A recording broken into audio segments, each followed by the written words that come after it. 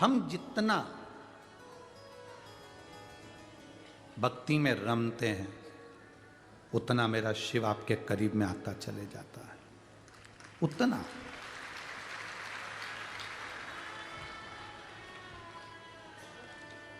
एक बात,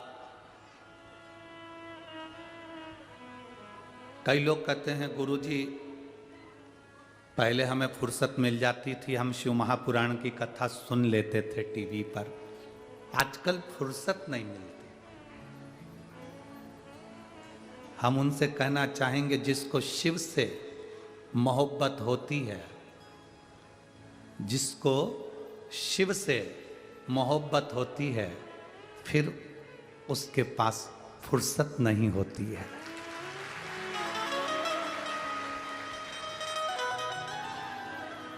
इतना व्यस्त कर देता है वो आपको, जिसके घर में औलाद नहीं उसको औलाद देकर व्यस्त कर देता है, जिसके पास धन नहीं उसको धन देकर व्यस्त कर देता है, जिसके विवाह नहीं होते उसको विवाह कर कर व्यस्त कर देता है, और जो बीमार है उसको स्वस्थ कर कर व्यस्त कर देता है। वो जिसको शिव से मोहब्बत होती है, जिसको शिव से मोहब्बत होती है, फिर उसे फुर्सत नहीं होती है, क्योंकि शिव उसको व्यस्त रखना प्रारंभ कर देता है, औखड़ दो। वो अपने करीब, आप जितने बैठे हो ना,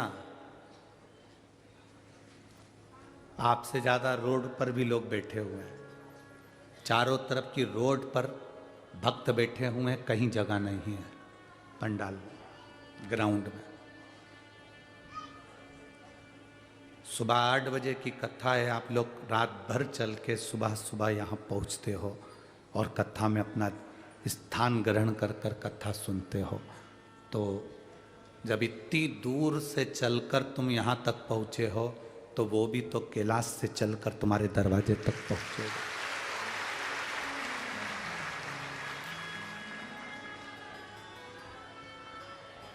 इतना दे देता है मेरा बाबा कि तुम्हारी धीरे धीरे धीरे धीरे तुम कथा सुनने का समय भी तुम्हारे पास नहीं रहता। जितने टीवी पर कथा सुन रहे हैं वो भी अंदाजा लगा लेना, कथा के पहले का समय निकाल कर देखना कितने फुर्सत में थे।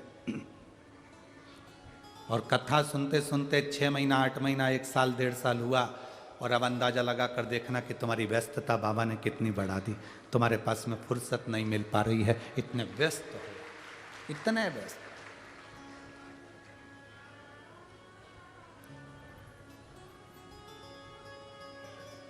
महाराज इसीलिए जब हारने लगो, जब तुम्हारी हार तुम्हें लग रहा है कि अब मैं बहुत तकलीफ में दुखी और हार हो रही है, तब घर में से जल लेकर 1 लोटा पानी भरकर, वो भरा हुआ जो घड़ा होता है वो हमको एनर्जी देता है, बल देता है। इसलिए आज भी घर से निकलते समय भरे हुए घड़े का दर्शन किया जाता है, मंगल होता है, शुभ होता है।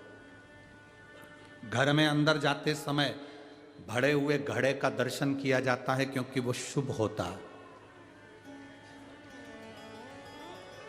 1 लोटा जल भरकर जब हम भरा हुआ पानी रोज हाथ में लेंगे ना,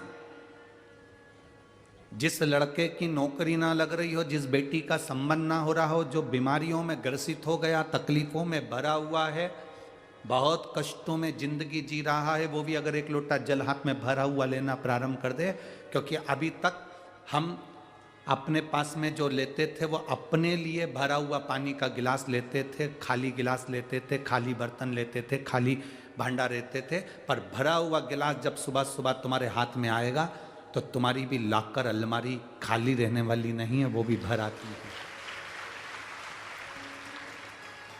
एक लड़की यहाँ पर बैठी है या उसकी माँ यहाँ आई होगी, उस बेटी का शरीर, उंगलियां, नसें, शरीर, चेहरा फट जाता था, जिसमें से ऐसा लगता था जैसे ब्लेड मार दी और उसमें से ब्लड निकलना चालू हो जाता था।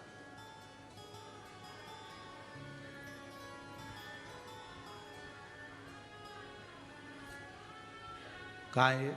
ये बैठी है, यही लड़की है।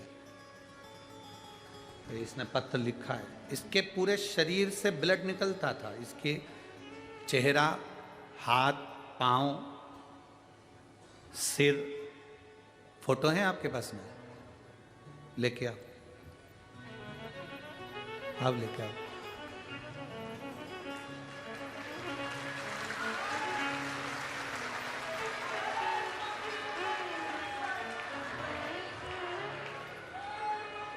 इसके शरीर का इलाज, इस बीमारी का इलाज पूरे भारत में ऐसा कोई हॉस्पिटल नहीं जिसमें नहीं कराया इस लड़की ने। आखिरी में इस लड़की ने फिर श्रीमती नवनीत जी राणा, सांसद महोदय, नासिक धुलिया, अमरावती, उस जगह पर उनसे भी प्रार्थना करी और वहाँ बैठकर कथा का रसपान किया। नासिक की कथा में भी इस बेटी ने कथा का रसपान किया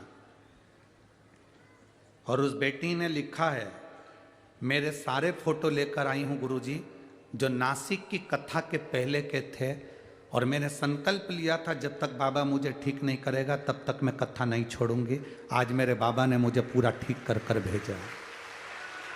इन फोटो को मैं आस्था चैनल के माध्यम से ला बेटा।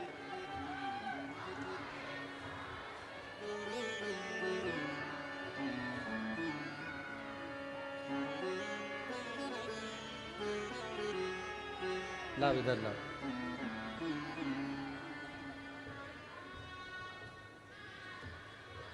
पहले ये हाथ का फोटो देखिए जिसमें से हाथों की नस फट रही है और उसमें से ब्लड निकल रहा है। जैसे ब्लड ऐसा निकल रहा है जैसे किसी ने उस पर ब्लेड मार दी हो। यह हाथ का फोटो है, आप लोग एलईडी के माध्यम से देख रहे होंगे। अब दूसरे फोटो दिखाओ। ये दूसरे, अभी भी इसके हाथ में जो निशान पड़े हुए हैं नसों के, ये ऐसी नसें फटती हैं जो उसने फोटो में दिखाया है। अब पैरों के, ये पाँव के फोटो हैं, ये पैर के फोटो, ये इसके पैर के फोटो हैं जिसमें से ब्लड निकलते निकलते छाले निकलने लगते थे और पूरा शरीर बेकार हो जाता था। जगह से उठ नहीं पाती थी। इसको माइक दो जरा बच्ची को, ये माइक दो।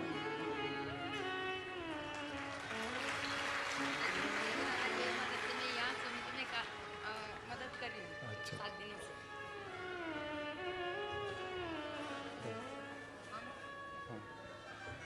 मैं 4 दिन बैठे बैठे सोया करती थी।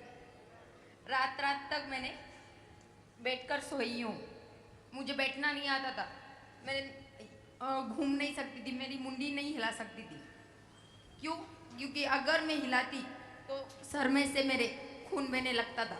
और जब भी मैंने डॉक्टर को दिखाया, डॉक्टर्स ने बोला आप मनोसाइकोलॉजिकल केस हो। बाबा की कृपा का ये बहुत आप बड़ा, अपने हाथों से करते हो, ऐसा डॉक्टर बोलते थे मुझे। पर कृपा शिव की है बेटी। बाबा ने आपको ठीक करा, ये बाबा का बहुत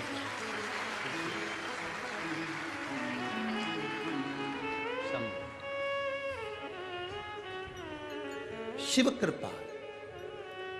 शरीर की नस से फट जाना, पाँव में पूरे में छाले, ब्लड निकल निकल के सिर के बालों में से खून बहना, शरीर में से रक्त बहना, इस सब उसने अपना पूरा पता वगैरह भी लिखा है, मोबाइल नंबर भी लिखा है उस बेटी ने। मेरा नाम पल्लवी समाधान चौहान है। मैं नांदगांव नासिक से हूँ, नांदगांव नासिक की रहने वाली हूँ। उसने अपना पूरा एड्रेस पता सब लिखा।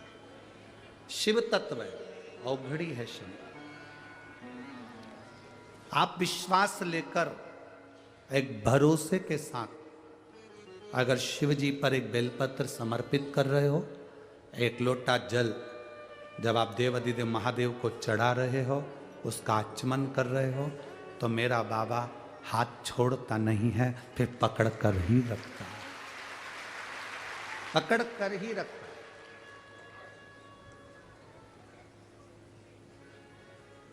आप भरा हुआ पात्र लेकर, भरा हुआ कलश लेकर भगवान शिव के मंदिर जा रहे हो, सारी समस्या का हल एक लोटा जल। आपको खाली कैसे रख सकता है? आप जब शिव के दरवाजे पर जा रहे हैं, भगवान शंकर के द्वार पर जा रहे हैं, आप शिव महापुराण की कथा में बैठकर कथा का रसपान श्रवण कर रहे हैं, उसकी चौखट तक आप 2 कदम 4 कदम 10 कदम चलकर गए हो, तो वो भी तो तुम्हारे दरवाजे पर कैलाश को छोड़कर तुम्हारे द्वार पर चलकर जाएगा ही। एक विश्वास जागृत करें, अपने भीतर का भरोसा जागृत करें। उस बेटी ने लिखा, मुझे कथा पर इतना विश्वास था कि अब मैं कथा में ही मेरा शरीर ठीक होगा, ये बाबा पर मुझे भरोसा था। और नासिक से कथा सुन रही हूं, आज मेरा बाबा ने मुझको ठीक करा।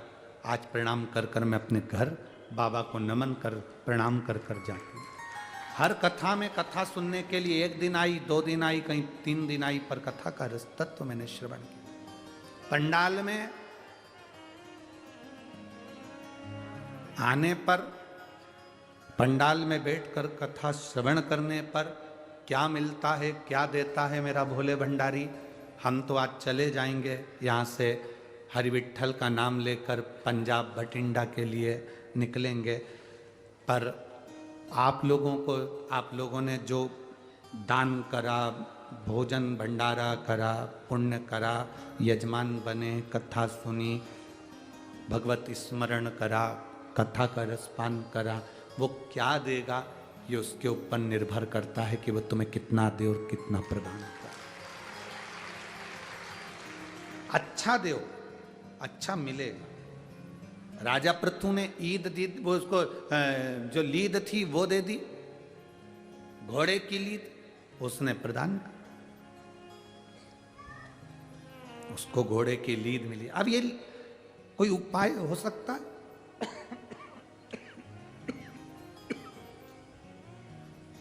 कोई उपाय?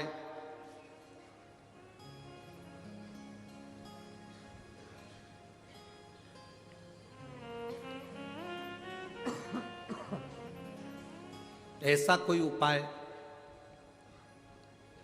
जिससे एक घोड़े की लीद मुझे खाना ना पड़े।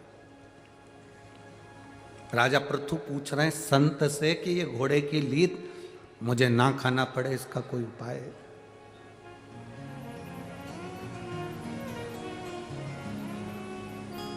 यदि इसका कोई उपाय हो तो मुझे जरूर बताओ। कहा,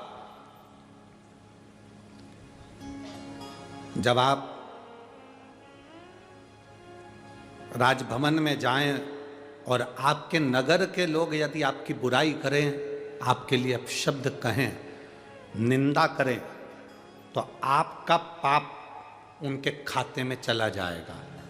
आप फिर लीद नहीं खाओगे, वो घोड़े की लीद उनके हिस्से में चली जाएगी जो आपकी निंदा करते हो।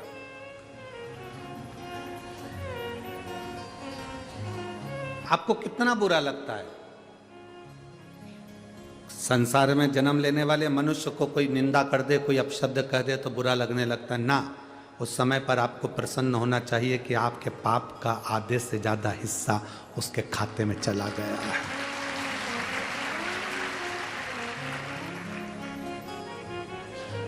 आपको यह प्रसन्नता होना चाहिए कि आपका आधे से ज्यादा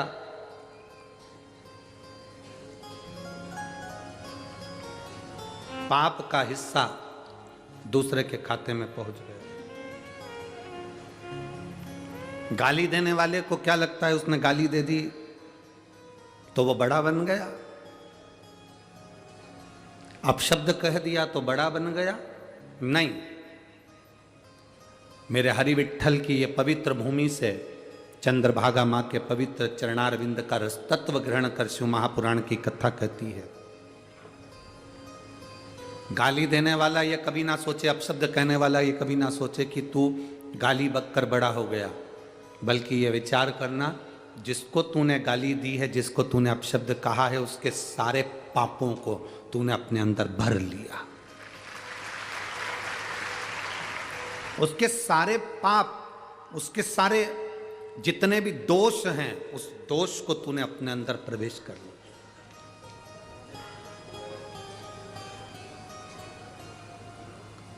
प्रेम की जो वाणी है, अच्छी जो वाणी है, वो जीवन का एक सुख देने वाली है। एक सेठ जी बड़े कंजूस थे, बहुत कंजूस, कभी कोई दान पुण्य करते ही नहीं थे, कोई दान नहीं, कोई पुण्य नहीं। आज बेटे को बिठाकर चले गए घर भोजन करने के लिए, इतने में एक संत आ गए। संत ने आवाज लगाई। वो संत का नियम था, सबके दरवाजे से एक एक चीज लेते थे, कहीं से आटा लेते थे तो कहीं से चावल लेते थे, कहीं से सब्जी लेते थे तो कहीं से कुछ ले लेते। एक दुकान वाले के पास में गए, इसी सेठ जी के दरवाजे पर गए, इसका लड़का बैठा था और उससे कहा भैया हमको थोड़ा सा नमक दे दो।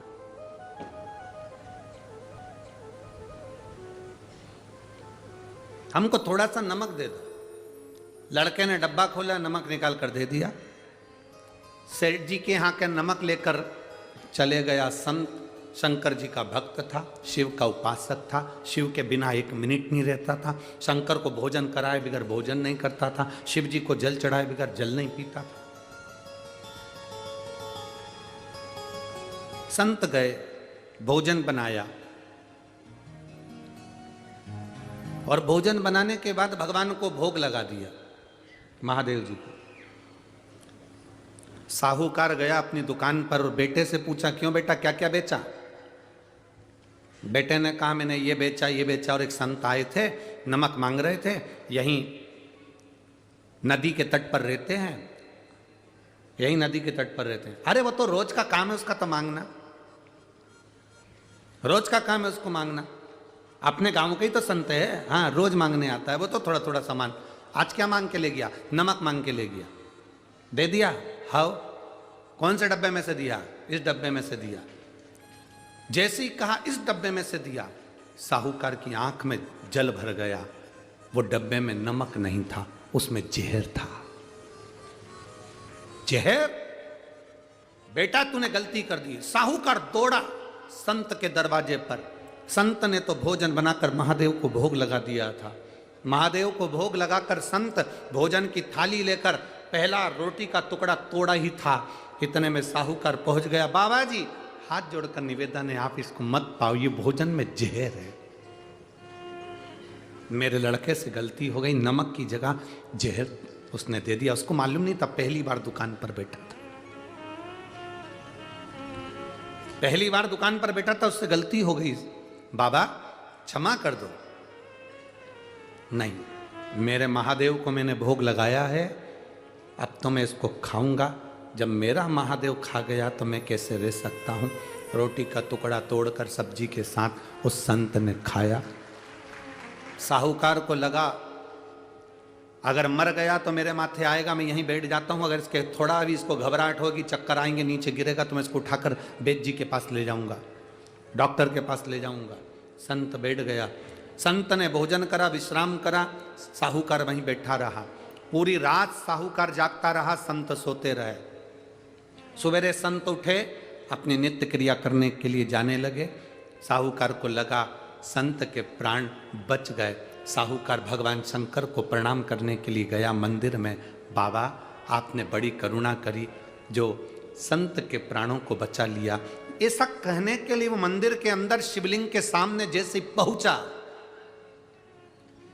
शंकर भगवान के शिवलिंग के सामने पहुंचकर क्या देखता है कि शंकर जी के शिवलिंग के 2 टुकड़े हो गए थे, शिवलिंग टूट गया। गले में डाला हुआ रुद्राक्ष, घर के मंदिर में रखी हुई शिवलिंग, कुबेरेश्वर धाम से लाया गया कंकर, अगर बीच में से टूट जाता है, थोड़ा थोड़ा करके खिर जाता है, तो समझ लेना कि कोई बहुत बड़ी समस्या आई थी और भोलेनाथ ने अपने ऊपर झेल ली। रुद्राक्ष शंकर भगवान का शिवलिंग, तुम्हारे घर में रखा हुआ शिवलिंग रुद्राक्ष, तुम्हारे गले में पड़ा हुआ रुद्राक्ष हो, घर में रखा हुआ रुद्राक्ष हो। इसीलिए हम बार बार कहते हैं कि अगर इस पृथ्वी पर रह रहे हो, इस भूमंडल पर रह रहे हो, तो अपने गले में एक रुद्राक्ष अवश्य धारण करो। वो तुम्हारे कवच है, बाल बांका नहीं होने दो। लोग जब बीमार हो जाते हैं, बहुत बड़ा रोग आ जाता है, तब रुद्राक्ष पहनते हैं। तकलीफ आती है तब रुद्राक्ष पहनते हैं, दुख आता है तब रुद्राक्ष पहनते हैं। अरे भाई, सबको मालूम है दिसंबर जनवरी फरवरी में ठंड आती है तो घर में जो गर्म कपड़े होते हैं ना, वो पहले से निकाल लिए जाते हैं। बोलो निकालते कि नहीं निकालते? कि अपन निकाल लें, पहनेंगे। बच्चों को पहनाना पड़ेंगे, गर्म कपड़े निकाल के रखो। जैसे ही ठंड गई, गर्म कपड़ों को बंद कर कर रख दिया जाता है। फिर उस गर्मी के हिसाब से कपड़े निकाल लिए जाते हैं, एकदम पतले पतले पहले से निकाले जाते हैं। आपके जीवन में दुख आए, तकलीफ आए, रोग आए, बीमारी आए, उससे पहले एक रुद्राक्ष तुम्हारे गले में अगर पड़ा रहेगा तो तुम्हारे रोग का हरण करता रहेगा। शिवलिंग के टुकड़े हो गए। साहूकार की आंख से जल बहने लगा। संत आए जल भर कर लेकर, तो देखा तो महादेव के 2 टुकड़े थे। साहूकार ने कहा, गुरुजी, आपने जिस विष का भोग महादेव को लगाया था, तुम्हारा पूरा दुख, तुम्हारी मृत्यु को महादेव ने अपने ऊपर लेकर उस शिवलिंग के टुकड़े कर लिए, खुद के ऊपर लेकर।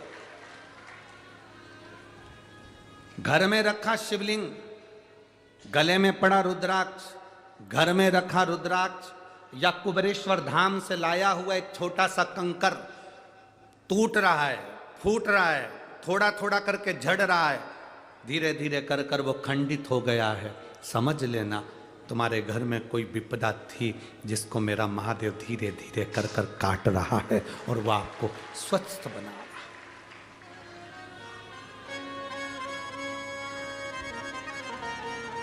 स्वस्थ।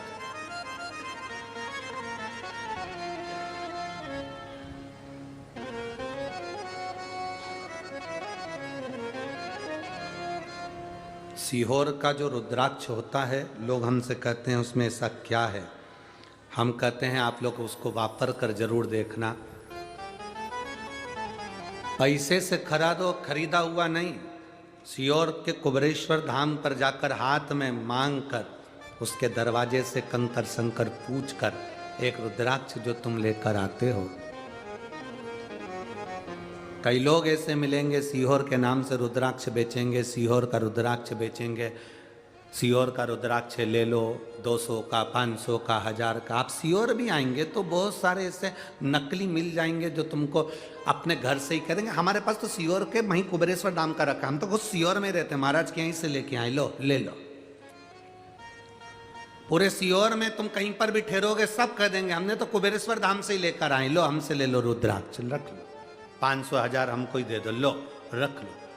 पर कुबेरेश्वर धाम का रुद्राक्ष ना तो कहीं ले जाया जाता है, ना कहीं भेजा जाता है, उसका कोई शुल्क नहीं है, वो निःशुल्क है। जब आप लेकर जाते हो, दुनिया के सारे रुद्राक्ष को रोज पानी में गलाना, बदबू मारने लगेगा, बीच में से टूट जाएगा। कुबेरेश्वर धाम का रुद्राक्ष जितना जितना पानी में तांबे के कलश में रोज गलता है, उतनी उतनी उसमें सुगंध आने लगती है, और जो चढ़ा हुआ पानी पियोगे उसमें एक अलग सी गंध आने लगेगी, उसमें एक आनंद आने लगेगा। उसका बल है। रुद्राक्ष महोत्सव लोग कहते हैं ये रुद्राक्ष उत्सव है, हम कहते रुद्राक्ष उत्सव नहीं, ये मेरे बाबा के रुद्राक्ष का जो पूजन होता है, वहां अभिषेक होता है, अनुष्ठान होता है, उसका फल उसके अनुकूल रहता है। इसलिए सीहोर के रुद्राक्ष को कहीं सिद्ध नहीं करना पड़ता, बस वहां के लेके आए पहन लो, क्योंकि वो रुद्राक्ष उत्सव में आप रूप सिद्ध है, आप रूप। शिवलिंग के टुकड़े हो गए, शिवलिंग टूट गया। साहूकार की आंखों में जल था, संत की आंखों में जल था। मेरे बाबा ने मेरा पूरा दुख अपने ऊपर झेल।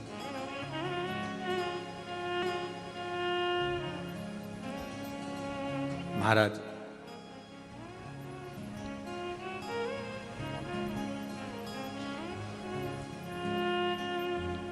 इसलिए आप लोगों से बारंबार कहते हैं कभी मौका मिले तो दर्शन करो, भजन करो।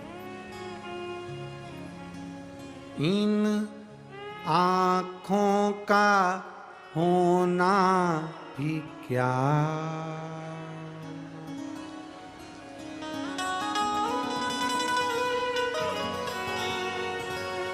इन आँखों का होना भी क्या, कभी दर्शन किया ही नहीं।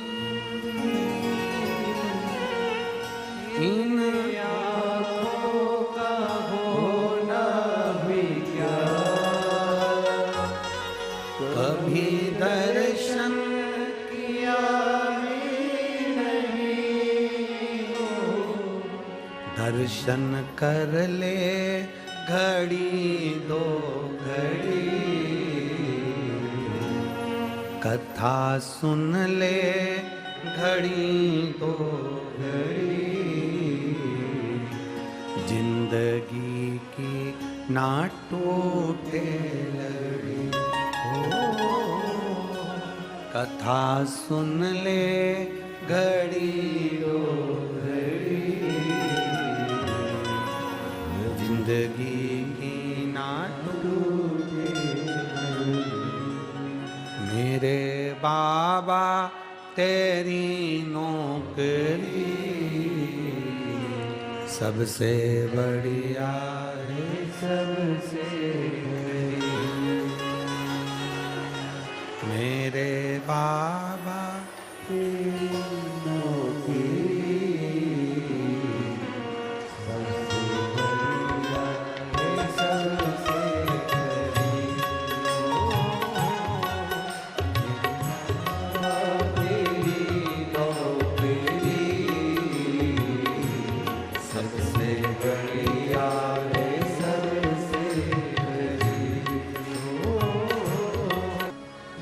भगवान शिव की कथा कर रही है, भगवान शंकर का संवाद कर रहा है, शिव महापुराण की कथा वर्णन कर रही है।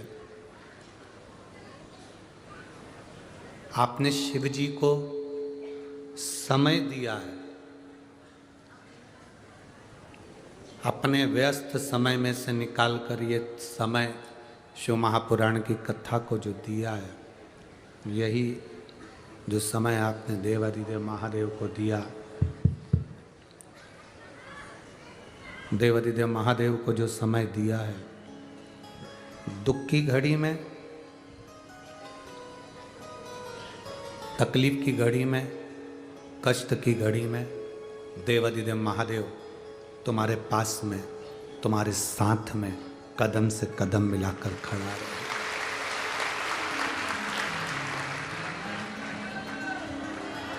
बोल बम का नारा है, बाबा एक सहारा।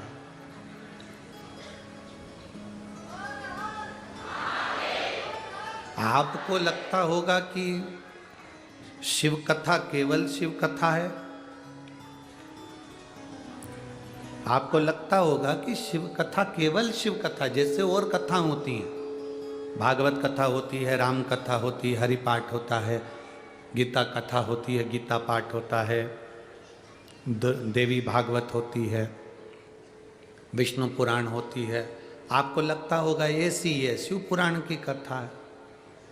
ये केवल कथा नहीं है, इसको आप केवल कथा मत लेना। आप ये ना सोचना जैसे भागवत कथा होती है, राम कथा होती है, देवी कथा होती है, गीता जी होती है, हरि पाठ होता है, ऐसी ये कथा है। कथा नहीं है, ये पोलियो की दवा है।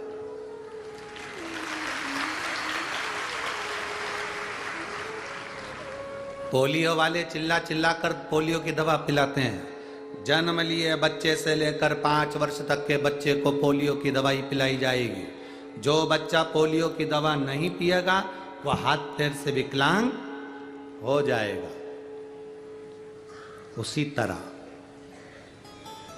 जो गर्भ में बैठा है उससे लेकर जो मर रहा है उस तक के व्यक्ति को शिव महापुराण की कथा सुनाई जाएगी। पोलियो की दवा नहीं पियोगे तो हाथ पैर से विकलांग हो जाओगे। शिव महापुराण की कथा नहीं सुनोगे तो आसक्ति, काम, लोभ, वासना, तृष्णा से विकलांग हो जाओगे। तो सुनो।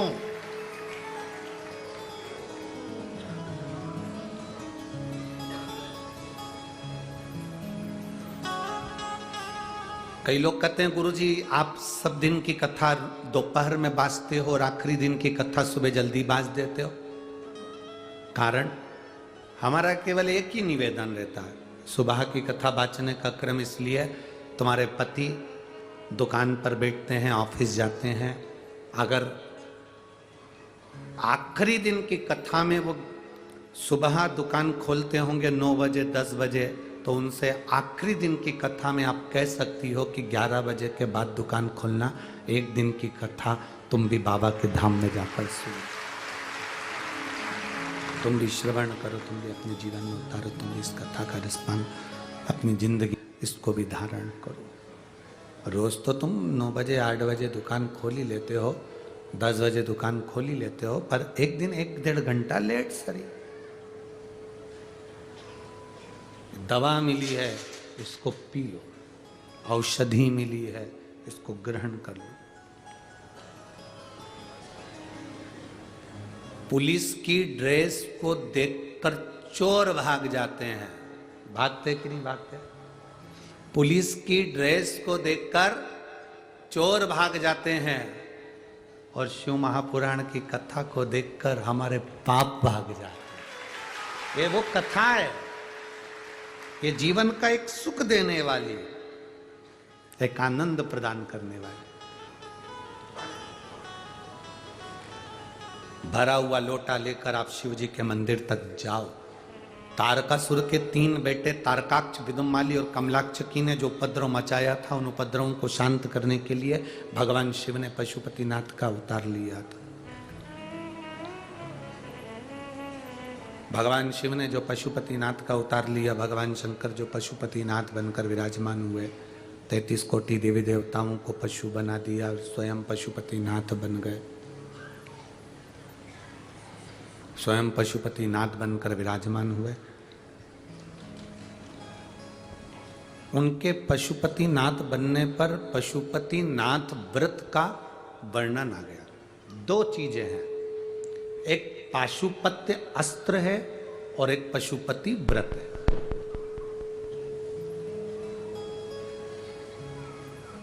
एक पाशुपत्य अस्त्र है और एक पशुपति व्रत है। पशुपत्य अस्त्र राम जी के पास था, भगवान कृष्ण के पास था, भगवान विष्णु के पास था। पाशुपत्य अस्त्र सारे देवताओं के पास में, जिन्होंने बहुत भगवान शिव की आराधना करी, साधना करी, तप करा, उनकी आराधना में लीन रहे, उनको भगवान ने पाशुपत्य अस्त्र दिया। अब इतने सारे मनुष्यों को पाशुपत्य अस्त्र तो भगवान दे नहीं सकते, क्योंकि इतना सारा तप तो अपन लोगों ने नहीं करा, इतनी सारी आराधना तो अपन ने नहीं करी। हाँ, पंढरपुर वालों को दे सकते हैं, क्योंकि वो चंद्रभागा माता के तट पर रहते हैं। वारकरी जो आते हैं, हरि विठ्ठल पांडुरंगा का नाम लेकर, राम कृष्ण हरि का नाम ले लेकर जो यहाँ पहुँचते हैं,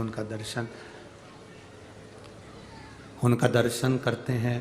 तो यहाँ थोड़ा डीले कम करके आवाज़ खोलो। भगवान यहाँ उनको इसलिए, यहाँ भले वो पाशुपत्य अस्त्र दे दे, देवताओं के पास में पाशुपत्य अस्त्र है और मनुष्य के पास में पशुपति व्रत है। ये वो व्रत है जो पाशुपत्य अस्त्र जो राम जी के पास था, जो भगवान कृष्ण के पास था, जो हरि भगवान विष्णु के पास था, उस पाशुपत्य अस्त्र के बराबर एक पशुपति व्रत होता है।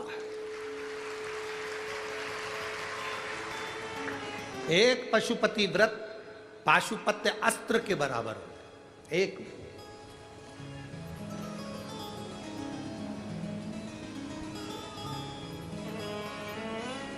आप जितना भाव से पशुपति व्रत करोगे उतना भाव से मेरा भोलेनाथ उसको स्वीकार करेगा। आज के जमाने में पशुपति व्रत लोग दिखावे से भी बहुत करने लगे और नए नए लोग। अब महाराज उन तो व्यासपीठ से उन्होंने कह दिया पशुपति व्रत करना है तो 2 बार स्नान कर लो, 3 बार नहा लो, फिर ऐसा करो। फिर कहीं के महाराज ने कह दिया कि मीठा ही मीठा खा लेना, फिर किसी ने कह दिया ऐसा ही ऐसा कर लेना, तुम तो बस ऐसा धारण करो। ना ना, पशुपति व्रत को ढोंग मत बनाओ, प्रपंच मत बनाओ और इसको ढोंग ढकोसला मत बनाओ। पशुपति व्रत बिल्कुल सीधा व्रत है। किसी भी 5 सोमवार को कर लो, बीच में रजस वाला धर्म आ गया तो उस सोमवार को छोड़ दो, अगला सोमवार कर लेना। कहीं जाना पड़ गया छोड़ दो, अगला सोमवार कर लेना। कोई 30 त्योहार पड़ गया छोड़ दो, अगला सोमवार कर लेना। तुम्हारा कोई व्रत पड़ गया एकादशी वगैरह छोड़ दो, अगला व्रत कर लेना। पशुपति व्रत 5 होते हैं, किसी भी सोमवार से चालू कर सकते। देव सो रहे हैं तो क्या हम पशुपति व्रत चालू कर सकते हैं? मलमास चल रहा है तो क्या हम पशुपति व्रत चालू कर सकते हैं? अभी हमने कोई से पूछा था तो वो कह रहे थे ये बेकार महीना है कि तो हम पशुपति व्रत चालू कर सकते हैं, और बेकार महीने में मर गए तो?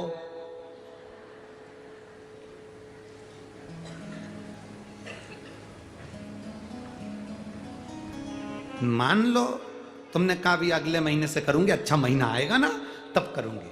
शिव महापुराण तो यह कहती है कि तुमने दुकान डालने का मन में सोच लिया, तुमने दुकान डालने का मन में विचार कर लिया, तो फिर अब कुछ मत सोचो कि अगले महीने अच्छा मुहूर्त आएगा तब डालूंगी। तुम्हारे मन में विश्वास जाग गया, शंकर जी को 1 लोटा जल चढ़ाओ, उस जल को ले जाके दुकान में छींटो, किसी भी दिन चालू कर दो, मेरा महादेव संभाल लो।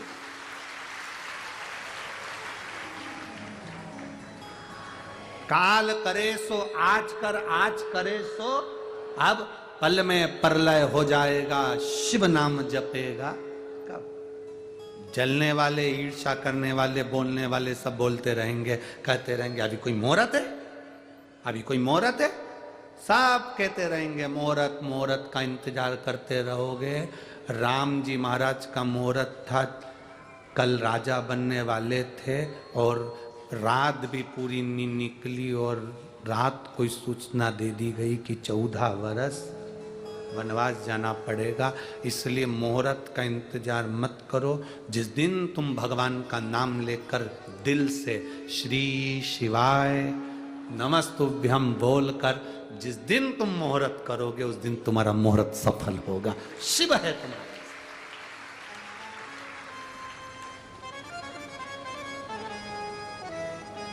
शंकर का भक्त मुहूर्त का इंतजार नहीं करता, भजन का, वो तो शिव भक्ति है। तुम्हारे जितने भी दादा परदादा मरे थे अच्छा मुहूर्त देख के मरे थे। अरे बोलो तो जम के, अच्छा मुहूर्त देखकर बच्चा जन्म ले सकता है ऑपरेशन से, क्योंकि आजकल डॉक्टर कह देते हैं तुम बताओगे हम उस तारीख को डिलीवरी करा देंगे, कितनी बजे कराना उस तारीख को करा देंगे। बच्चा जन्म ले सकता है अच्छा मुहूर्त देखकर। मूल तो नहीं चल रहा है, शनि तीव्र तो नहीं चल रहा, दिन कौन सा है, तिथि कौन सी है, तुमने देखकर डॉक्टर ने को कह दिया बस आज ऑपरेशन इतनी बजे, 4 बजे 5 बजे करा दो। घर प्रवेश का मुहूर्त हो सकता है, बच्चा जन्म लेने का मुहूर्त हो सकता है, सबका मुहूर्त हो सकता है, शादी का भी हो सकता है, पर एक मुहूर्त नहीं होता मरने। कोई सोच के बैठे मैं शुभ घड़ी में मरूंगा, अभी नहीं मरूंगा चाहे कुछ भी हो जाए।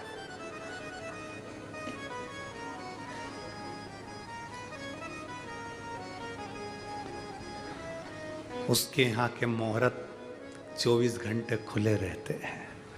तू जब आएगा वेलकम, जब आए मेरा घर तेरे लिए खुला है, खुला।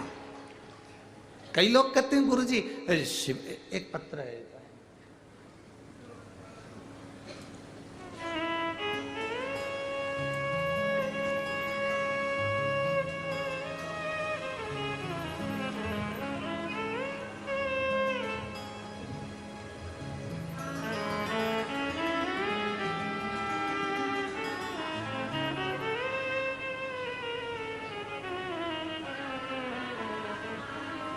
नाश्ते की प्लेट, नाश्ता नहीं है वो। नाम है अनसुईया गोदकी, विजयपुर कर्नाटक। कहीं बैठी हैं तो हाथ हिला सकती हैं। अनसुईया गोदकी, विजयपुर कर्नाटक से हूँ। कहीं बैठी हो तो हाथ हिला सकती हैं। कौन से में है? अच्छा उधर है, ठीक है। एक बार वापिस हाथ हिलाओ। श्री शिवाय नमस्तुभ्यं। मुझे किडनी का प्रॉब्लम था, मेरी किडनी प्रोटीन नहीं बना पाती थी। आपकी कथा सुनने के पश्चात मेरी माँ कुबेरेश्वर धाम सीहोर चली गई और उन्होंने कंकर शंकर की पूजा करके बाद में वहां से रुद्राक्ष लाई और वह रोज पूजा करके शंकर जी पे जल चढ़ाकर रुद्राक्ष का जल मुझे देने लगे। मैं बाबा का क्या गुणगान करूं। डॉक्टर ने मुझे बचने की कोई गारंटी नहीं थी कि मेरी जो किडनी थी उसका प्रोटीन नहीं बन रहा था। कुछ समय का मुझे मेहमान बताया। डॉक्टर ने जवाब दे दिया था, हमने सारे हॉस्पिटल में जांचें कराई पर किसी भी जांच का डॉक्टर ये नहीं बोला कि तुम बहुत समय तक जिंदा रहोगे। प्रोटीन बन नहीं रहा था। डॉक्टरों ने जब हाथ खींच लिया, उन्होंने एक लाइन बड़ी सुंदर लिखी, आप भी टीवी पर पढ़ेंगे। कहा डॉक्टर साथ छोड़ दिए। तब मेरे बाबा ने मेरा हाथ पकड़ा, मेरे बाबा ने मुझे संभाल लिया। और गुरुदेव डॉक्टरों ने अंतिम समय का कह दिया कि अब तुम्हारा कुछ भी नहीं। घर गए, हमने बाबा का रुद्राक्ष का जल और कंकर शंकर पूजन कर कर उस जल का भाग लेते रहे। आज मेरे बाबा ने मेरी पूरी किडनी ठीक कर दी। मैं बाबा को यहाँ नमन करने के लिए। शिव तत्व एक बार वापिस हाथ हिला दो। श्री शिवाय नमस्तुभ्यं। बैठिए। शिव ओघड़ी है, एक पत्रों बड़ा सुंदर है, देखिए।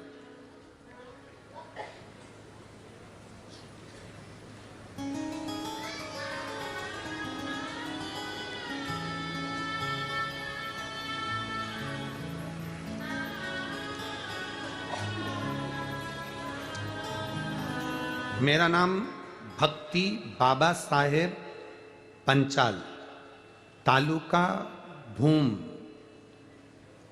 जिला धाराशिव, महाराष्ट्र। सही बोला है? हाँ ठीक है। गुरुजी मेरा मोबाइल नंबर ये है। मैं हर रोज प्रदोष काल में मेरे भोले बाबा के मंदिर में जाकर एक लोटा जल समर्पित करती हूँ। कहीं बैठी हैं का? आप ही हैं? हाँ हाथ हिला दो एक बार। श्री शिवाय नमस्तुभ्यं।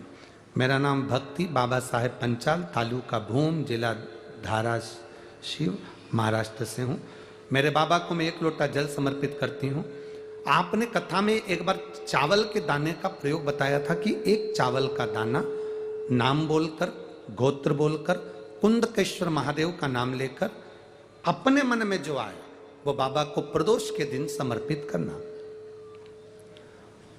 बाबा आप कहते हैं कि बाबा 3 महीने में उसका फल देता है। बाबा ने ऐसी कृपा कर दी, इतनी दया मेरे बाबा ने कर दी गुरुदेव कि 3 महीने में मैंने जो मांगा था मेरे बाबा ने मुझे दिया। धाराशिव में, महाराष्ट्र में ही मुझे बाबा की ऐसी कृपा हो गई कि पुलिस अधीक्षक कार्यालय एसपी ऑफिस में सरकारी नौकरी मिल गई। मैं बाबा को यहाँ धन्यवाद देने के लिए। गुरुदेव यही बात मेरा छोटा भाई जो कभी भगवान को नहीं मानता था, कभी भगवान से उसका मिलन नहीं था, आपकी कथा में जो चावल के दाने का महत्व सुना कि एक चावल का दाना शिव को चढ़ाया जाता है प्रदोष काल के समय का, मैंने अपने भाई से भी कहा कि तू भी कर। मेरा भाई विशाल पंचाल जो कि मेरे ऊपर हंसने लगा, फिर भी मैंने मेरे भाई से कहा कि तू अब की बार एग्जाम देना तो एक बार चावल का दाना चढ़ाना तो चालू कर, एग्जाम आएगा जब देते रहना। मैंने अपने भाई से चावल का दाना चढ़वाया, बेलपत्री पर शहद लगाकर शिव जी को चढ़वाया और मेरा भाई मेहनत करता रहा और जिस दिन एग्जाम आया उसने परीक्षा दी। आज नासिक में नोट प्रेस में सरकारी नौकरी मेरा भाई कर रहा है। मैं बाबा को यहाँ प्रणाम करने के लिए आया। बैठिए बहन। श्री शिवाय नमस्ते। शिव तत्व है उसने एक बहुत अच्छी लाइन लिखी है, गुरुजी कोई आपकी बात पर विश्वास करे ना करे, पर आपका चावल का दाना कमाल कर गया है। ये शिव तत्व है। ओ घड़ी शंभु, उसकी कृपा बिना कुछ नहीं हो सकता।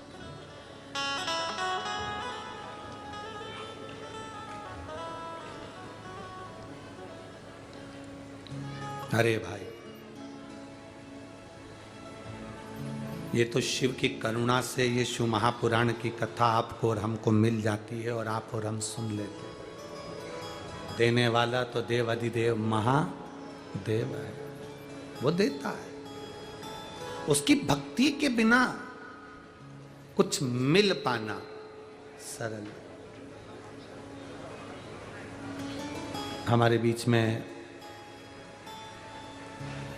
पंढरपुर के ही क्षेत्र के पालक मंत्री जी माननीय पाटिल जी यहाँ पधारे हैं। एक बार जोरदार ताली बजाकर उनका स्वागत।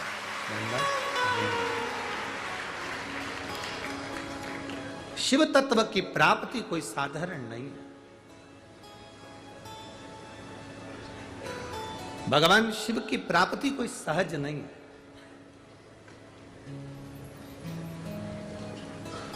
अगर ये शिव तत्व की प्राप्ति हमको मिली है तो बिना शिव की कृपा के नहीं मिल सकती। बिना शिव उदारता के हमको नहीं प्राप्त हो सकती। अरे तेरा ही दिया मैंने खाया पिया है, तेरा शुक्रिया है, तेरा शुक्रिया है। मुझे भोले बाबा ने बहुत दे दिया है, तेरा शुक्रिया है, तेरा शुक्रिया है। ये उनकी उदारता से मिलता है। आप जितनी कथा श्रवण कर रहे हैं, आप जितना भगवान शंकर का भजन कर रहे हैं, आप जितना स्मरण कर रहे हैं, ये उसकी उदारता से मिला हुआ, उसकी दया से मिला।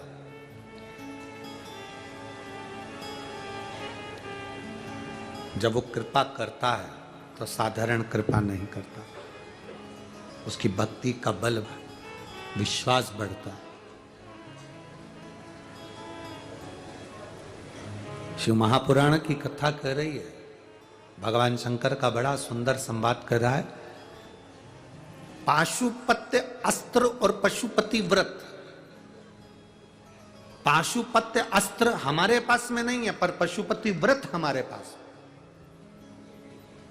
हमारी दुख की घड़ी में, कष्ट की घड़ी में, तकलीफ की घड़ी में, रोग की घड़ी में वो पशुपति व्रत हमें बल प्रदान करता है, वो हमें बल देता है।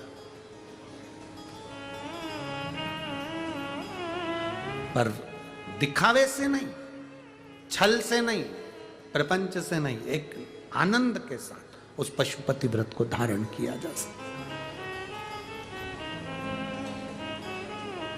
बिना दिखावे के जो व्रत होता है उसका फल 1000 गुना मिलता है।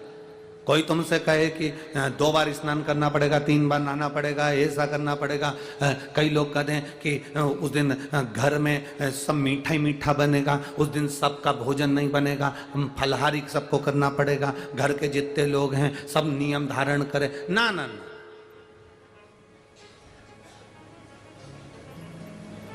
ये नियम हमारे यहाँ नहीं है। एक बार एक टीवी पर एक डिबेट चल रहा था, टीवी के ऊपर उस समय पे चल रहा था करवा चौथ का व्रत, और टीवी वाले करवा चौथ के व्रत वाले दिन बता रहे थे। एक पति के पास वो माइक लेके पहुंच गए। कौन से दिन? बोलो बोलो, जम के बोलो। करवा चौथ के व्रत के दिन उसके पति के पास माइक लेकर गए और टीवी वालों ने पति से पूछा, तुम बार बार ऊपर जा रहे हो, नीचे आ रहे हो, छत पे जा रहे हो, नीचे आ रहे हो, आखिर तुम ऐसा क्यों कर रहे हो? तो कहा, मैं चांद देखने के लिए जा रहा हूं। तो चांद देखने जा रहे हो? हाँ। व्रत किसका है? पति ने कहा, मेरी पत्नी का। तो तुम चांद देखने क्यों जा रहे हो? पति बोला, सुबह से मुझे कुछ भी खाने को नहीं दिया, भगवान से प्रार्थना कर रहा हूं जल्दी निकल जा। कम से कम इसका व्रत टूटेगा तो मुझे भी तो खाने को देगी। टीवी वालों ने पत्नी से पूछा, तुमने इसको खाना क्यों नहीं दिया? मेरा व्रत है ना। तो व्रत तुम्हारा है तो तुम इसको खाने को क्यों नहीं दे रहे? इसको खाने को क्यों नहीं दिया? अरे मेरा व्रत है तो मेरा तुम्हारा व्रत है तो इसको खाने को क्यों नहीं दिया? तो क्या फिर मैं इनको खाता हुआ देख सकती हूँ क्या? जब मैं इनको बीमार नहीं देख सकती, इनको दुखी नहीं देख सकती, शिव कथा कह रही, भगवान शंकर का संवाद कह रहा है। पशुपति व्रत में कोई दिखावा नहीं है। पशुपति व्रत के अंदर कोई दिखावा, सारे दिखावों से दूर है पशुपति। कितने दिए लगते हैं? जम के बोलो जरा। 6। प्रसाद एक बार साथ में बनाकर ले जाते हैं, हिस्से भी मंदिर के अंदर ही करते हैं। 6 दिए जमीन पर रखना होते हैं, प्रसाद के 3 हिस्से भी जमीन पर कागज में, दोने में, प्लेट में रखना चाहिए। कितने दिए जलाना चाहिए? 5। सबसे पहले दिया 5 जलेगा, प्रसाद के 3 हिस्से हो जाएंगे, 5 दिए जल जाएंगे, छठा दिया भी उसके पास में रखा रहेगा। आप शिव जी की फिर पूजन करो, आराधना करो। ऐसा नहीं कि पूरी पूजन कर ली फिर दिए जलाए। पहले 5 दिए जलाओ, 1 दिया वैसे ही रखो और प्रसाद के 3 हिस्से कर लो, फिर शिव जी की पूजन करना प्रारंभ करो। सवेरे जो तुमने पूजन की थाली लेकर गए हो वही थाली वापिस शाम को जाएगी। उस थाली को संभाल कर ढक कर रखो, वही थाली शाम को जाएगी। पूजन हुई, पहला व्रत बाबा को विनय करो। 1 दिया जो नहीं जला है उसको थाली में लेकर आओ। प्रसाद के 2 हिस्से मंदिर में छोड़ो, 1 हिस्सा अपने साथ लेकर आओ। अपने घर में जब प्रवेश करें, प्रवेश करते समय सीधे हाथ की ओर बैठ जाओ, घर की ओर मुख करो, 6ठे नंबर का दिया दरवाजे के पास में जला दो। प्रसाद जो लेकर अंदर आए हो, भोजन करने से पहले प्रसाद को, मीठे का जो प्रसाद है घर में बना हुआ, चाहे सीरा बनाओ, खीर बनाओ, तुम्हारी मर्जी पड़े जो बनाओ, पर मीठा बनाना प्रसाद। भोजन करते समय सबसे पहले प्रसाद को ग्रहण करो, फिर भोजन करो। अब उस भोजन में तुम नमकीन खा सकते हो, ऐसा मना नहीं है कि मीठा ही मीठा खाना पड़े। सात्विक भोजन।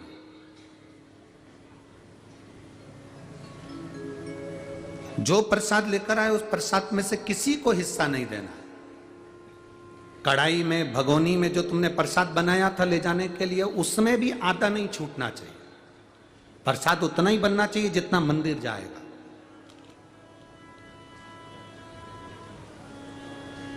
उतना ही प्रसाद बनाओ जितना मंदिर लेकर जाना है। कढ़ैया में छोड़कर मत जाओ। पूरा खीर ज्यादा बन गई है तो उतनी लेकर जाना पड़ेगी, हलवा ज्यादा बन गया तो पूरा लेकर जाना पड़ेगा। अगर वहां आधा छूट गए, आधा तुम लेकर जा रहे हो, तो प्रसाद के 2 हिस्से तो वहीं पर हो गए, फिर भगवान उसको स्वीकार नहीं करते। क्योंकि अगर कढ़ैया में छोड़ दिया, भगोनी में छोड़ दिया, तो आधा आधा हिस्सा तो वैसे ही होगा। उसको लेकर जाओ पूरा। वहां पर 3 हिस्से करो, 2 हिस्से बाबा को दो, 1 हिस्सा।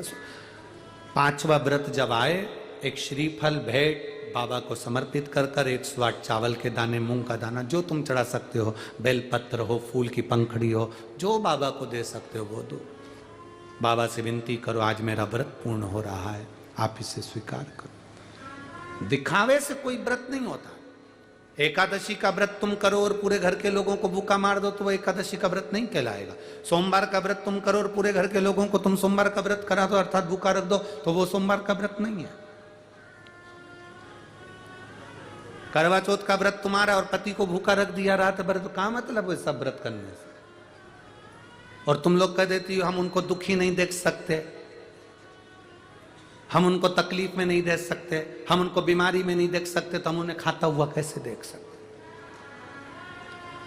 व्रत तुम्हारा है, तुम रखो, उसको अच्छे से खाने दो। भगवत भजन करना, स्मरण करना, दिखावे से दूर हो जाओ। जितना तुम दिखावे से दूर रहोगे उतनी अपनी जिंदगी का सुख पाओ, उतना सुख पाओ। और तेरी कृपा बिना ना हिले एक भी अणु, लेते हैं श्वास तेरी कृपा से अनु। हे गंगाधार मुक्ति द्वार ओंकार तू, भोले ओंकार तू, आयो शरण तिहारी शंभुकार तू। थोड़ा तप सकते हो, थोड़ा कष्ट जिंदगी में आ सकता है। माता पार्वती जी के भी जीवन में कष्ट आया, माता सती के जीवन में कष्ट आया। माता सती का जन्म हुआ था कोयल का, तो कोयल की जिंदगी में कष्ट आया। कोयल की योनि से छूटी तो पार्वती की योनि में आई, फिर कष्ट आया।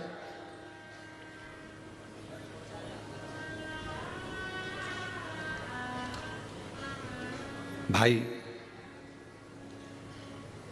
कच्चा सीरा तुम नहीं खा सकती, खा सकती हो? कच्चे चावल बोलो तो जम के, तुमने पकाया, कच्चा रह गया। कच्चा रह गया तो तुम क्या करती हो? वापस पानी डालती हो, फिर गैस पे चढ़ा देती हो। पकाना है उसको, कच्चा है। सब्जी कच्ची रह जाएगी तो खा लोगे। पूरन पोली बना रहे हो, उसमें जो तुमने पूरन बनाया वो चने की दाल कच्ची रह गई तो पूरन बन जाएगा। सांबर बनाया, सांबर में जो फली डाली वो फली कच्ची रह गई और तुम मुंह में ले तो अच्छा लगेगा? पक्का होना चाहिए। सीरा बनाया, आटा सेका, रवा सेका, सूजी सेकी और वो मालूम पड़ कच्चा रह गया तो तुम पाओगे क्या? नहीं। कच्चा चावल नहीं खा सकते, तुम्हें अच्छा नहीं लगता। कच्ची सब्जी अच्छी नहीं लगती, कच्ची रोटी अच्छी नहीं लगती, कच्ची पूड़ी अच्छी नहीं लगती, तो कच्चा भक्त भी भगवान को अच्छा नहीं लगता। उसको पका चाहिए, पका।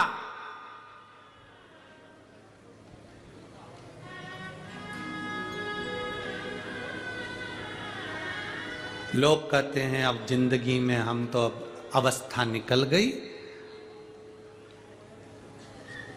अवस्था निकल गई, अब हम ओल्ड हो गए।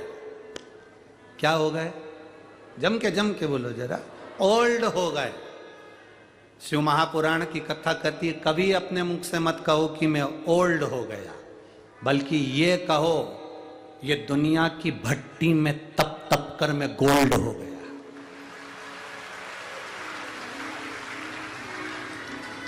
काहे को ओल्ड हो गए हम? कौन कहता है कि ओल्ड हो गए? कौन कहता है कि पुराने हो गए? कौन कहता है कि बूढ़े हो गए? ये दुनिया की भट्टी में हम तप रहे हैं। काम, आसक्ति, तृष्णा, लोभ, परिवार, नाते, कुटुंब, कबीला, इसमें हमें तपन हो रही है, उसमें हम तपे हैं, उसमें हम तपे हैं, उसमें हम तप रहे हैं। हम ओल्ड नहीं हुए, हम गोल्ड हुए, चमक कर। बुजुर्गों को कभी भी यह मत समझना कि वो ओल्ड हो गए, बल्कि बुजुर्गों को ये समझो कि वो तप तप कर गोल्ड हो गए। उनके बराबर कोई नहीं हो सकता, कोई नहीं हो सकता। बच्चा बोलता है तो माता पिता को अच्छा लगता है। बोलो सही है कि गलत है? छोटा सा बच्चा बोलेगा नहीं तो माँ बाप को अच्छा नहीं लगता। कई पत्र आते हैं मेरा बच्चा नहीं बोलता, कोई कहता मेरा बच्चा नहीं बोलता। हम कहते हैं बच्चा बोलता है तो माता पिता को अच्छा लगता है। समय चला गया, बच्चा बड़ा हो गया, शादी हो गई, अब माता पिता बोलते हैं तो बच्चों को अच्छा नहीं लगता है। समय बदल गया, समय परिवर्तित हो गया, समय बदला।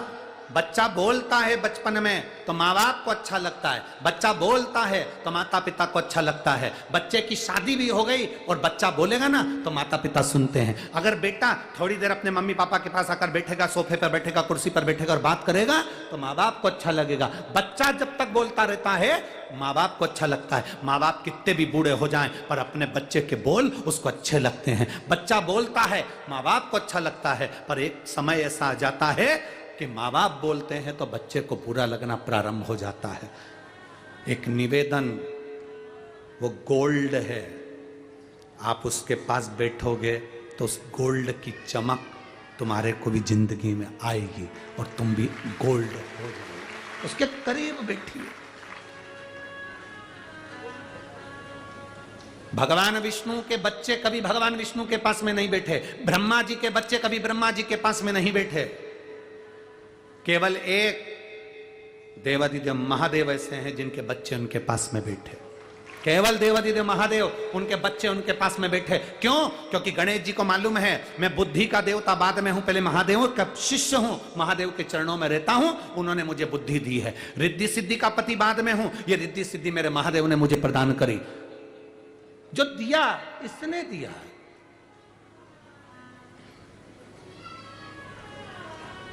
जो मिला इसी से प्राप्त हुआ। समुद्र मंथन में 5 गाय निकली थी। कितनी गाय निकली थी? 5। समुद्र मंथन में 5 गाय निकली थी। सुशीला, सुरभि, बहुला, ये सब 5 गायों का स्मरण आता। उसमें एक गाय थी बहुला। बहुला गाय का लड़का था मनोरथ। बहुला गाय का बेटे का नाम क्या है? जम के बोलो जरा, जम के। मनोरथ। बहुला गाय का एक बेटा है मनोरथ। मनोरथ, मनोरथ। आज भी नियम है, शिव महापुराण की कथा का आज भी नियम है, गौशाला में 100, 150, 500, 50 कितनी भी गाय हो, उस गाय में से एक गाय का बछड़ा हो और उस बछड़े का नाम मनोरथ रख दिया जाए और उसको गौशाला में या अपने यहाँ पर उस मनोरथ बैल को, मनोरथ नंदी को, मनोरथ बछड़े को अपनी गौशाला में रखा जाता है, तो उस गौशाला में कभी मनोरथ कम नहीं होते, वहां मनोरथ बढ़ते चले जाते हैं। आज भी पुष्टि मार्ग में, वैष्णव संप्रदाय में, हमारे यहाँ वारकरी संप्रदाय के अंतर्गत हो, वैष्णव संप्रदाय के अंतर्गत हो, शैव संप्रदाय के अंतर्गत हो, जिस संप्रदाय के अंतर्गत हम देखते हैं तो वहां कहते हैं आज क्या है? आपके यहाँ मनोरथ है। क्या है? भगवान का मनोरथ है। मनोरथ नाम आया कहां से? ये भगवान शंकर जब समुद्र मंथन हुआ, उस मंथन में जो 5 गाय निकली, उस 5 गाय में से एक गाय थी बहुला। उस बहुला गाय के बेटे का नाम था मनोरथ। बहुला गाय अपने बेटे मनोरथ को दूध पिला रही थी।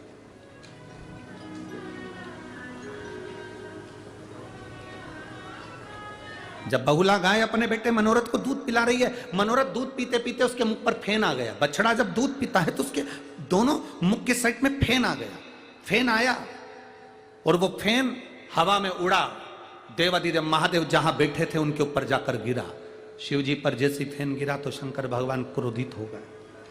क्रोधित होकर वो मनोरथ को उन्होंने देखा, उसको दंड देने के लिए भगवान शिव आने लगे। तो बहुला गाय के मन में आया कि मेरा पुत्र को शिव दंड दे देंगे, करूं क्या मैं? बहुला गाय को लगा मैं करूं तो करूं क्या। बहुला गाय ने उसी समय पर एक तेज श्वास खींची और बहुत तेज श्वास खींचकर बहुला गाय भगवान शंकर को निगल गई। शिव जी को निकल कर उसने अपने गर्भ में धारण कर लिया। हाहाकार मच गया चारों तरफ, शिव नहीं, शिव नहीं, शिव नहीं, चारों तरफ हाहाकार मच गया। सब भगवान शंकर को ढूंढने लगे, शिव नहीं मिल रहा है, शंकर नहीं मिल रहा है। किसी ने माता पार्वती जी से पूछ लिया, मां आपने क्या बाबा को देखा? देवादिदेव महादेव को कहीं देखा? पार्वती जी जानती हैं एक मां की दशा क्या होती है। एक मां की दशा क्या होती है पार्वती जी जानती है।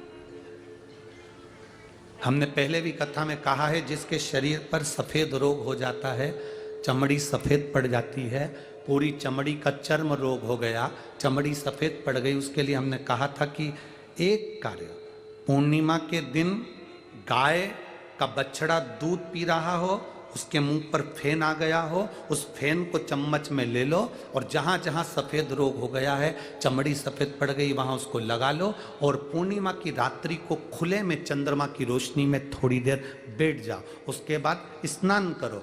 4-5 पूर्णिमा आपने लगातार कर लिया, 5 पूर्णिमा के बाद आपका शरीर की जो चमड़ी सही थी वैसी की वैसी चर्म होता चले जाता है, वो रोग समाप्त हो जाता, चमड़ी अपने असली रंग में आ जाती है। बहुला निकल गई भगवान को अपने उदर में रख लिया। एक मां की दशा मां जानती है।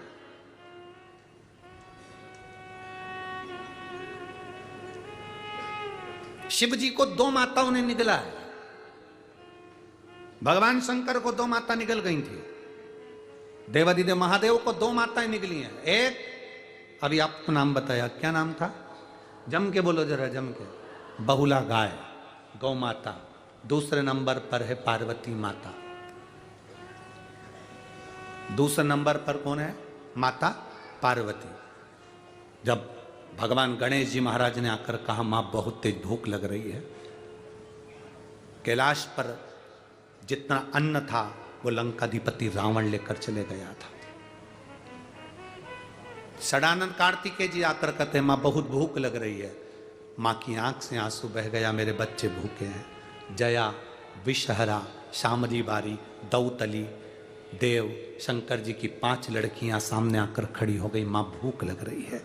नहीं, अशोक सुंदरी आई, शंकर जी की 6ठी लड़की। उसने कहा मां भूख लग रही है।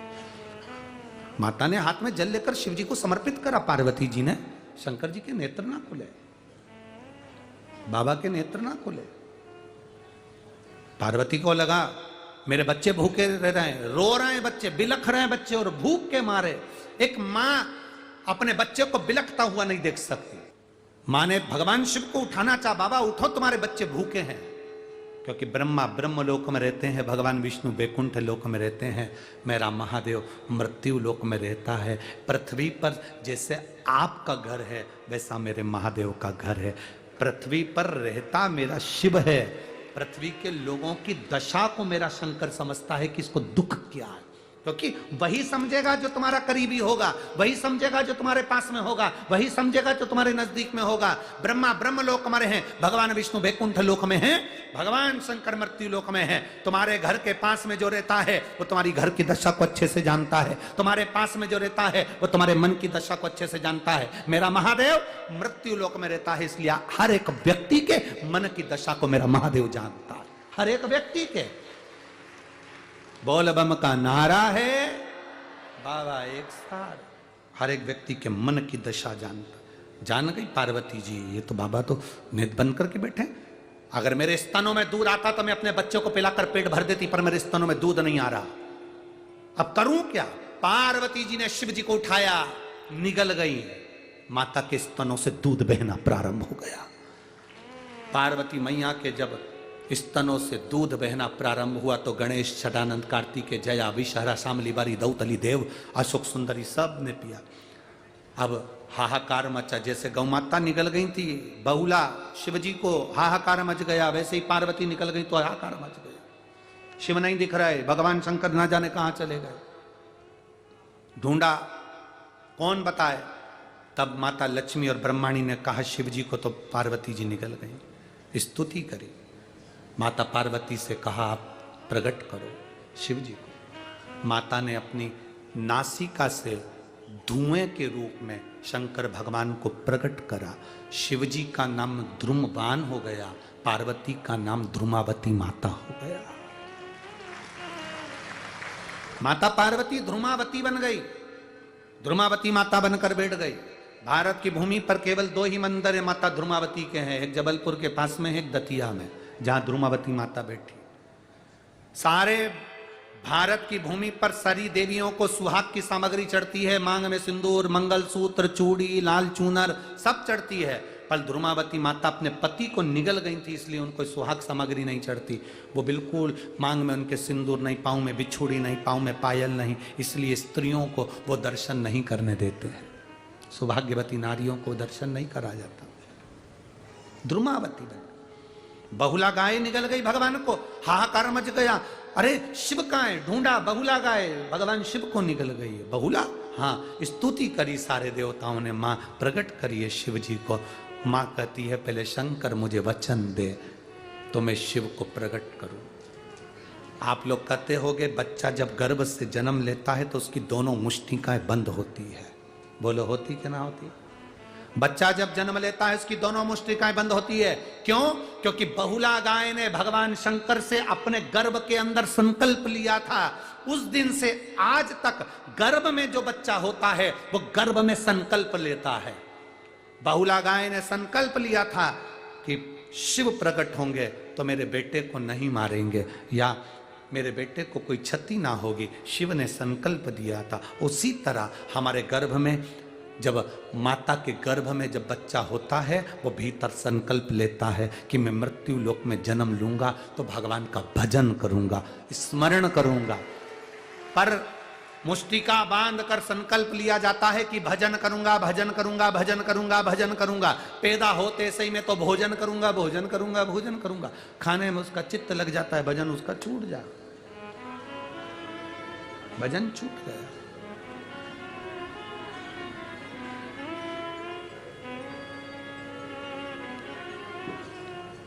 महाराज प्रकट हो गए शिव। लोग कहते हैं शंकर भगवान और नंदी में क्या अंतर है? कोई अंतर नहीं है। शिव का एक स्वरूप गाय के उदर से प्रकट होकर नंदीश्वर के रूप में प्रकटा है, वही शिव है। लोग कहते हैं हम शंकर भगवान को कुछ बात कहना हो तो किससे कहें? नंदी के कान में हमने कहा, शिव ने स्वीकार कर लिया, क्योंकि नंदी शिव का ही एक स्वरूप है, गौ माता के उदर से ही प्रकट हो गए।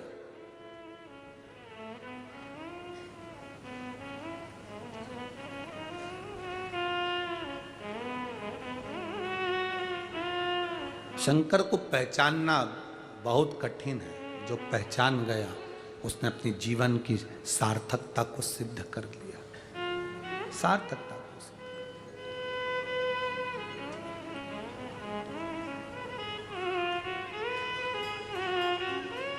शंभो शरणे बड़ी मांगो घड़ी रे घड़ी, दुख काटो दया करी दर्शन आपो। सिद्धता है, सिद्धता है। उसका स्वरूप एक आनंदता देता है। भाव से उसको भजाएगा। मुझे तेरा ही सहारा है मेरे भोले, कब से खड़े हैं झोली पसार, क्यों ना सुने तू मेरी पुकार। कब से खड़े हैं झोली पसार, क्यों ना सुने तू मेरी पुकार। मुझे तेरा ही सहारा है मेरे भोले बाबा, मुझे तेरा ही सहारा है मेरे भोले बाबा। मैंने तुम्हें ही पुकारा है